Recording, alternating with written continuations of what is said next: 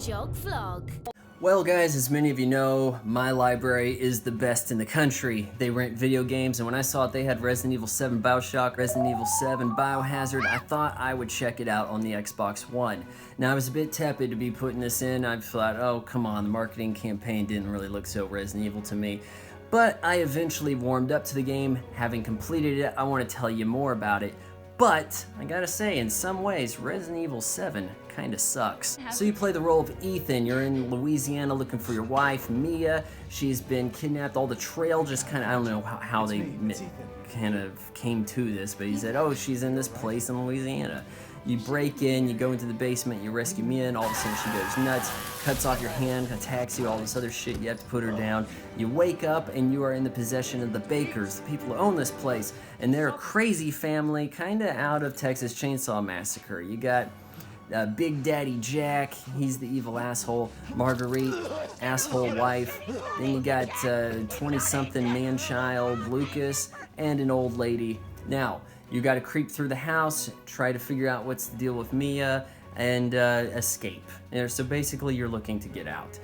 You get some different kind of vibes here as far as the gameplay goes. Maybe as a first-person game this feels like, I don't know, Bioshock, because you got some less than most responsive controls. It's not that easy to aim, but you're not a super government badass like Master Chief, so I guess that's understandable. Hell, you can't even jump. And you also have to shoot steroids to try to get more health. You also have some alien isolation in here. You're dodging, trying to avoid Jack, the big bad that's roaming the area. And when you try to put him down in these random sequences, he always gets back up, so he's unkillable as far as that goes. There are a few boss fights that I thought were fun. Maybe some of them were more of a puzzle than anything else. And as the puzzles go, I like the fact that we brought the puzzles back to the Resident Evil games.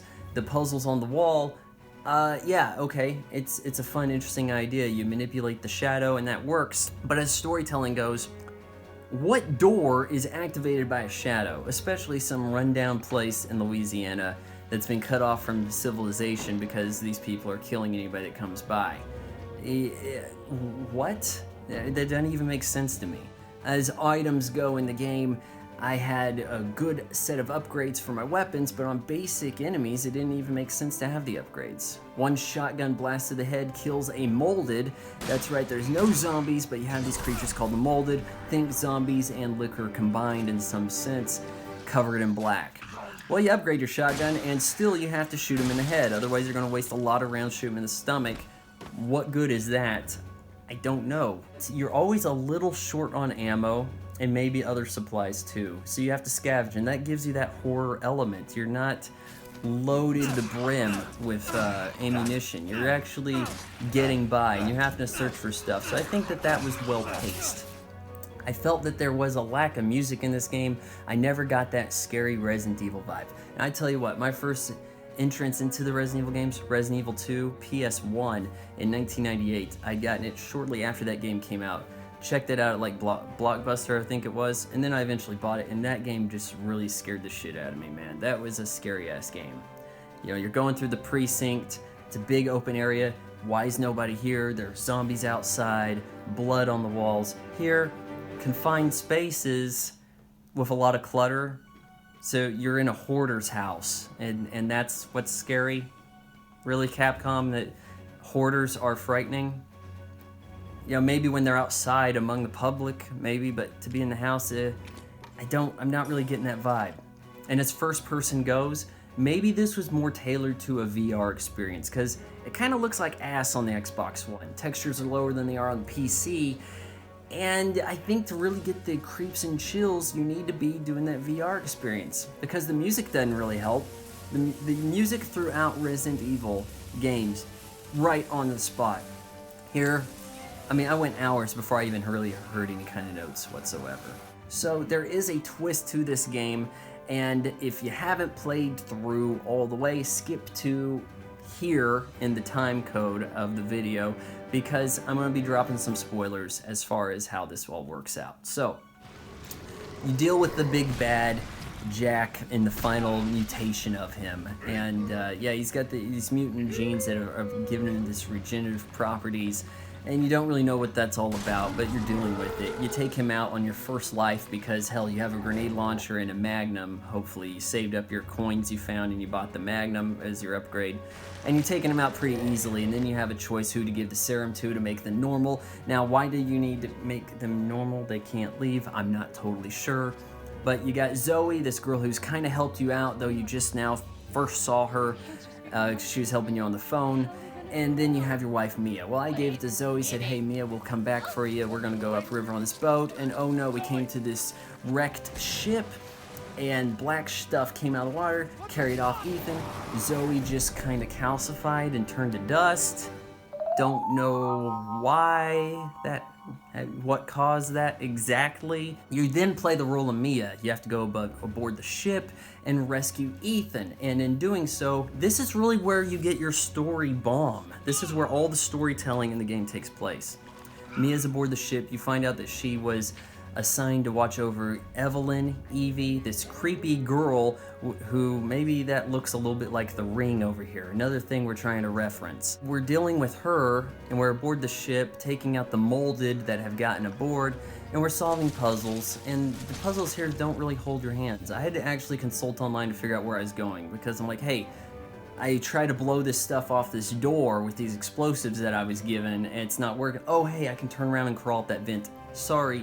Didn't realize it. Well, eventually you rescue Ethan. Now you have to play back as Ethan.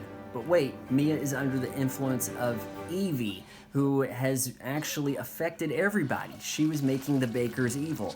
And now you have to take out Mia. So you hit her with a crowbar, and that seems to do the job, and I'm not really totally sold why.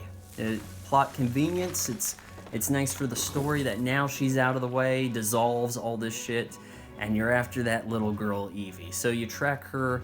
You're going through this salt mine, and you go through this lab where maybe she was born, and all this kind of links up. It's like, oh hey, it's right by the bakers. Well, then why was she on a ship? And the ship crashed right where it's all convenient. Ain't that something? So then you attack Evie. You find out it's actually the old lady. Whoa, shocker there. Heck, maybe in some ways. Mutate some more. You just pump a bunch of gun into her, and that seems to work out. Oh, and then you fall to the ground, and there's a helicopter. They say, hey, use it. There's a gun they call the Albert. It looks to me like a Desert Eagle with a patriotic paint scheme.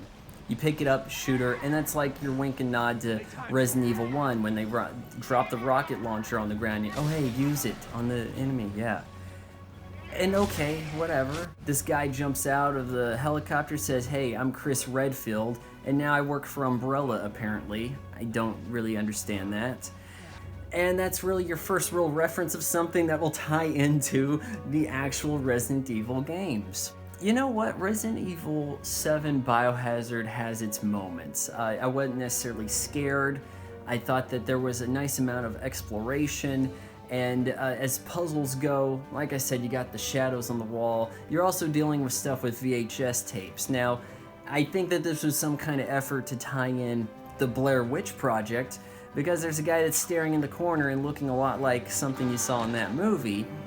But what TV show in 2017 is shot on VHS tapes for you to discover? I don't know of one, but I guess it's easier than finding a micro SD card while you're going through some hoarder's place. I did warm up to Resident Evil VII Biohazard. I felt that there were references to things that Resident Evil didn't necessarily have to be about references, you know? I think this game really begs for the VR experience, because on Xbox One the textures are bad, it doesn't look as good as it does on PC. This was supposed to be meant for Oculus or PlayStation VR experience, and that was going to be the big twist here. That's what it was going to add to the Resident Evil game. So when you play this as a FPS, it is a little lackluster because you're not getting that gimmick that this was going for. But you know what? It wasn't all that bad. The story eventually makes some sense, though I'm telling you, some things still don't add up. The way how people randomly become killable all of a sudden, I don't totally buy that. But you know what? Resident Evil VII Biohazard was more enjoyable than I thought. I just thought I'd tell you a few ways how it kind of sucked. So, you know, going forward, maybe it's nice to have a few supplies, scrounge around, do the puzzles, but give me my goddamn zombies. Resident Evil VII Biohazard, I give it an 8.5 out of 10. Like, comment, share, subscribe. Vaughan Jog Vlog is made possible by your support on Patreon. Patreon.com/Vaughan Fry. Because fuck Google.